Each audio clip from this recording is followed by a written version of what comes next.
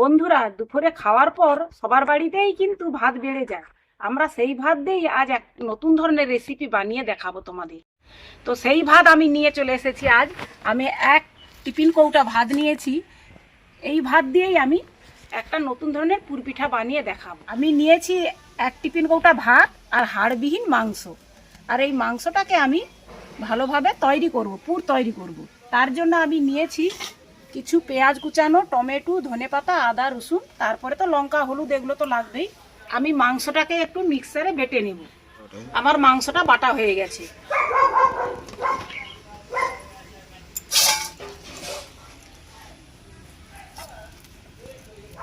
এবারে আমি শিলনোড়ায় আদা রসুনটা বেটে নেব। তারপরে কিন্তু আমি শিলনোড়াতেই ভাতটা আমি বাটবো। আমি এবার ভাতটা বেটে নেব। ভাতের মধ্যে কিন্তু কোনো জল দেব না, শক্ত শক্ত করে ভাতটাকে বাটতে হবে।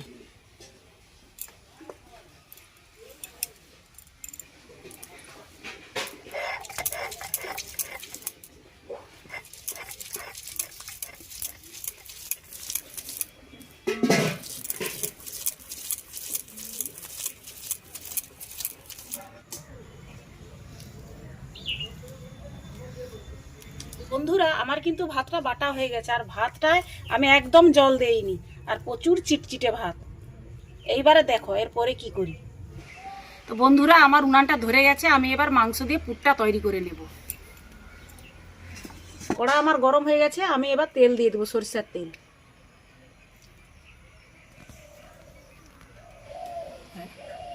তেলটা আমার গরম হয়ে গেছে। আমি এবার পেঁয়াজ কুচানো দিয়ে দিব।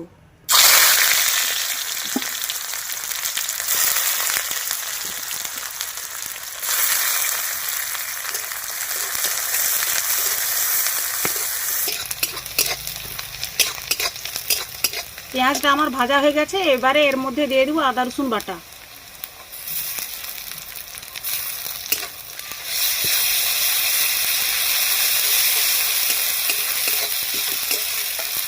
হাফ চামচ লঙ্কা গুঁড়ো। এবারে আমরা দিয়ে দেবো হলুদ গুঁড়ো হাফ চামচ।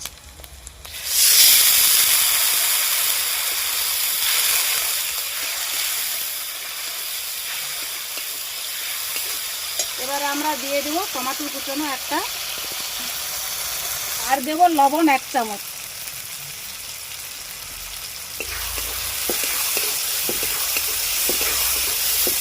স্বাদ ও গন্ধ বাড়ানোর জন্য দিয়ে দেবো হাফ চামচ জিরা গুঁড়ো, আর দিয়ে দিব ধনিয়া গুঁড়ো হাফ চামচ, গরম মশলা সামান্য পরিমাণ দিয়ে ভালোভাবে আবার একটু ভেজে নেব। এবারে মাংস বাটাটা এর মধ্যে দিয়ে দেব।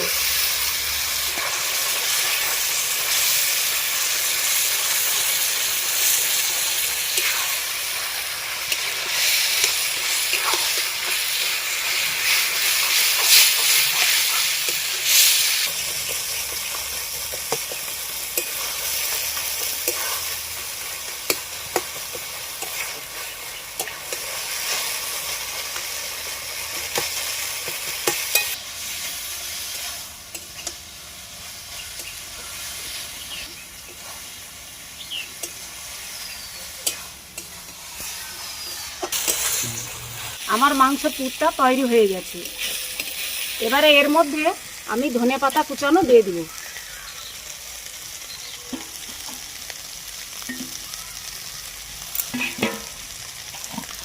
আর হাফ চামচের মতো ভাজা গুঁড়ো মশলা দিয়ে দিব।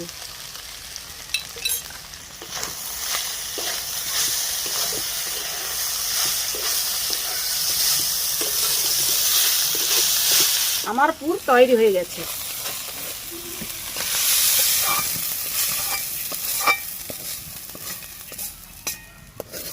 এবারে আমি ভাত বাটাটা মাখিয়ে নেব। সামান্য পরিমাণ লবণ আর কিছু ময়দা দেব। দিয়ে দিচ্ছি পরিমাণ মতো লবণ। আর এটা যেহেতু নরম আছে, একটু শক্ত করে ডো তৈরি করার জন্য আমি একটু ময়দা দিয়ে দিচ্ছি।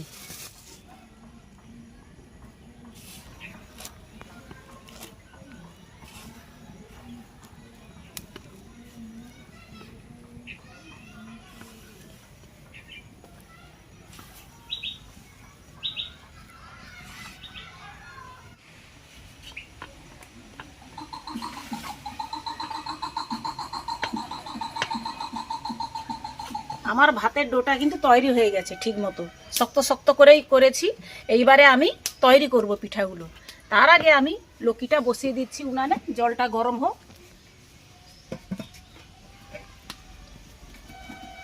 তো বন্ধুরা, আমি এর মধ্যে একটু বড় সাইজের একটা লিচি কেটে নিয়েছি। সেইটাকে যেমন পুর পিঠা করে সেইভাবেই আমি গোল করে একটা খিলি তৈরি করে নেব।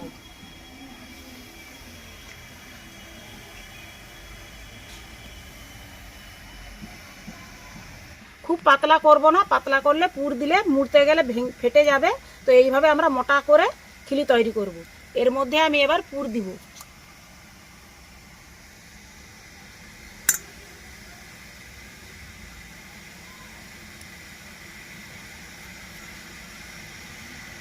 এইবারে আমরা এইভাবে মুড়ে নেব।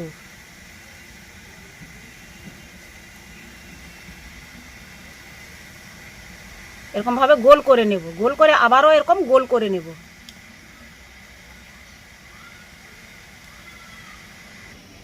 এইভাবে গোল করে নেব। আর ডিজাইন করার জন্য আমি একটা চিমটা নিয়েছি, এই চিমটা দিয়ে আমি একটু ফুল ডিজাইন করব। এইভাবে করব।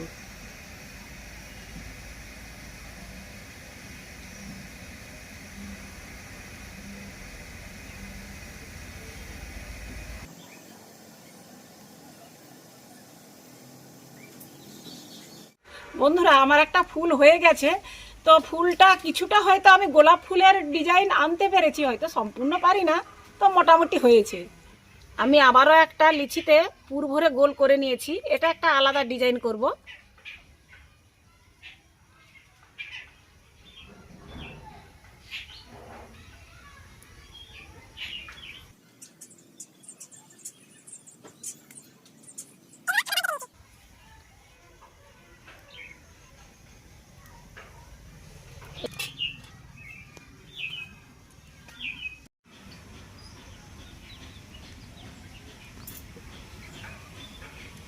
আর এই পিঠাগুলো তৈরি হয়ে গেছে, আমি এবারে সিদ্ধ করতে দিয়ে দিব।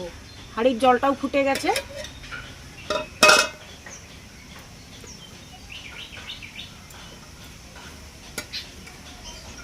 এইভাবে ঢাকা দিয়ে আমরা 15 মিনিট ভাপিয়ে নেব।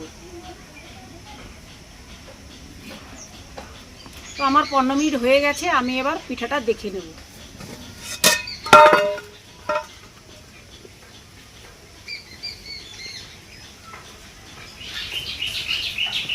আমার পিঠাগুলো হয়ে গেছে। আর দেখো বন্ধুরা, পিঠাগুলো কতটা ফুলে গেছে। ভাতের জন্য মনে হয় পিঠাগুলো, চালের কিন্তু এতটা ফুলে না, ভাতের জন্যই মনে হয় পিঠাগুলো আরও ফুলে গেছে, ফুলে বেশ বড় বড় হয়ে গেছে। এবারে আমি এটাকে নামিয়ে নেব। এই গরম অবস্থায় পিঠাটা তুলতে গেলে হয়তো নিচের দিকে লেগে যেতে পারে, ভেঙে যেতে পারে। এই জন্য আমি কি করব, এর মধ্যে একটু জল দিয়ে দেব।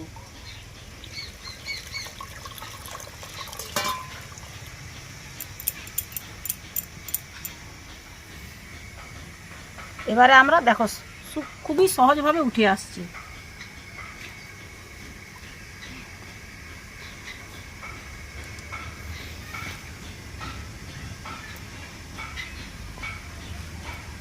তো বন্ধুরা দেখো, আমার পিঠাগুলো কত সুন্দর হয়েছে, একদম সফট হয়েছে, বেশ নরম তুলতুলে। আর আমি তোমাদের একটা ভেঙে দেখাচ্ছি। এই দেখো, চিকেনের পুর ভরা পুর পিঠা। তোমরা অবশ্যই আমার এই পিঠা রেসিপিটা দেখেছো, তোমরা আশা করি বাড়িতে বানাবে, খাবে, খুবই ভালো লাগবে। আর আমার এই পিঠা রেসিপিটি কেমন হয়েছে অবশ্যই কমেন্ট করে জানাবে। আর তোমাদের মধ্যে কোনো বন্ধু যদি নতুন এসে থাকো, আমার চ্যানেলটিকে অবশ্যই সাবস্ক্রাইব করবে। আর ফেসবুক থেকে দেখে থাকলে ফেসবুক পেজটিকে ফলো করে থাকবে। তো আমি আবারও আসছি এক নতুন ধরনের ভিডিও নিয়ে।